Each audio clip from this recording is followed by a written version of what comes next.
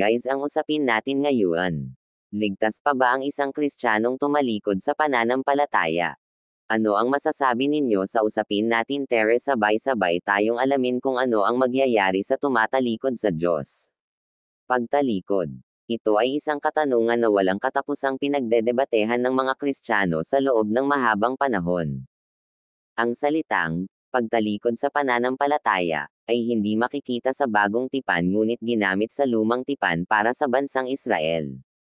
Bagamat ang Israel ay bayang pinili ng Diyos, paulit-ulit silang tumalikod sa Diyos at lumaban sa Kanya, Jeremias Kapitulo 8 versikulo 9. Ito ang dahilan kung bakit kinakailangan silang paulit-ulit na maghandog ng mga hayop na susunugan para sa kanilang mga kasalanan upang manumbalik ang kanilang relasyon sa Diyos sa tuwing sila'y magkakasala.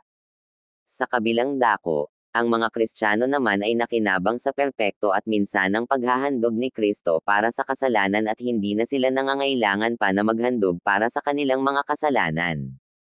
Ang Diyos mismo ang gumawa ng kaligtasan para sa atin, Unang Korinto Kapitulo 5 versikulo 21, at dahil siya ang nagligtas sa atin, ang tunay na Kristiyano ay hindi maaaring tumalikod sa Kanya.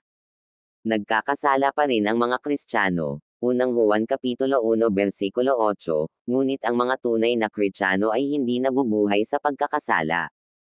Tayong mga mananampalataya ay mga bagong nilalang at mayroon ng bagong pagkatao, Ikalawang Korinto Kapitulo 5 versikulo 17.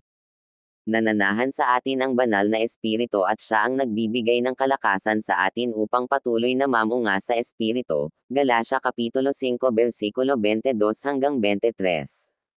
Ang buhay ng Kristiyano ay isang binagong buhay. Ang mga Kristiyano ay pinatawad na sa lahat ng kanilang mga kasalanan, at bagamat nagkakasala pa rin sila paminsan-minsan, patuloy silang nabubuhay sa kabanalan at patuloy na nagiging kawangis ni Kristo habang patuloy silang lumalapit sa Diyos. Kaduda-duda ang isang tao na nag-aangkin na siya ay isang mananampalataya kay Kristo ngunit hindi nakikita sa kanyang buhay ang kanyang pananampalataya. Oo. Ang isang tunay na Kristiyano ay maaaring magkasala ngunit nananatili pa rin siyang ligtas. Ang isang taong nagsasabing siya ay Kristiyano ngunit patuloy na namumuhay sa pagkakasala ay hindi isang tunay na Kristiyano. Paanong matatalikuran si Kristo ng isang taong nagtataglay ng banal na Espiritu?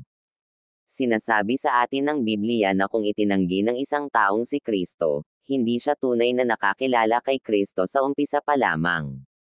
Sila'y nangagsilabas sa atin, ngunit sila'y hindi sa atin. Sapagkat kung sila'y sa atin ay nagsipanatili sana sa atin, ngunit nangagsilabas, upang sila'y mahayag na silang lahat ay hindi sa atin, Unang Juan Kapitulo 2 versikulo 19. Ang isang taong tinanggihan si Kristo at tumalikod sa pananampalataya ay nagpapakita lamang na hindi siya totoong napabilang sa mga na kay Kristo. Ang mga tunay na kay Kristo ay nagpapatuloy kay Kristo. Ang mga tumalikod sa kanilang pananampalataya ay hindi kailanman nakakilala kay Kristo. Narito ang kasabihang mapananaligan, kapag tayo'y namatay na kalakip ni Jesu Kristo, walang salang mabubuhay na kasama niya tayo, kung tayo man ay magtiis ng hirap sa mundong ito, maghahari naman tayong kapiling ng ating Kristo, kapag siya'y itinakwil sa harapan ng mga tao pagdating ng takdang araw, itatakwil niya tayo. Kung tayo may hindi tapat, si Kristo ay tapat pa rin sapagkat ang sa Kanya ay hindi niya itatakwil.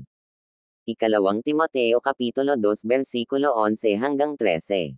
Napakaganda naglayunin ng Diyos sa tao para di tayo manatili sa kadiliman upang dalhin tayo sa tunay na liwanag. Guys, pa-support naman po.